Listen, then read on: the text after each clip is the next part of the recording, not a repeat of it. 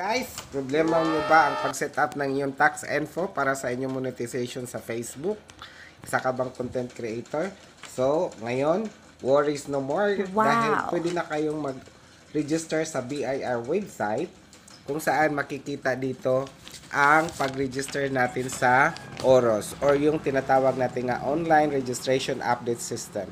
Check registration as new, then select as an individual. So, i-click mo yung individual, papunta ka na doon sa pinakababa, scroll down at makikita mo doon yung create accounts.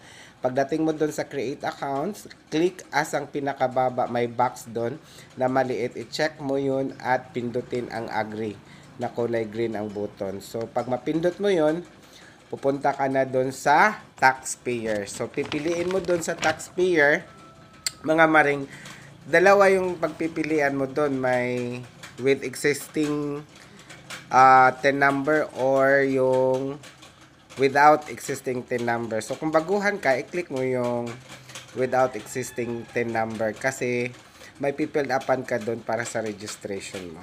Tapos kung with existing TIN number ka, tulad ko nga gusto mong i-update, so ilagay mo lang yung TIN number mo doon, may box doon dyan na box, tapos i-click mo yung number mo, i-type mo, then of course i-register mo din yung pangalan mo. So una yung name mo, tapos yung middle name, tapos last name, tapos huwag kalimutan i-click ang suffix mga maringha kasi hindi siya magpapatuloy pag hindi mo napindot. Kung wala ka namang junior, hindi ka naman juniora, o pindutin mo yung non-applicable doon, tapos okay. Tapos, i-click mo yung birthday mo, tapos yung civil status mo at saka gender. Dalawa lang naman pagpipilian sa gender dyan eh. Is either female or male. Tapos, iset mo yung password mo. Pag maset mo na yung password, may lalabas dyan na acknowledgement. I-acknowledge mo siya. Tapos, set mo na naman yung password mo as confirm. Then, pag ma-click mo na yung password, do not forget i-check ang reCAPTCHA. May reCAPTCHA dyan nga, I am not a robot. I-check mo yan.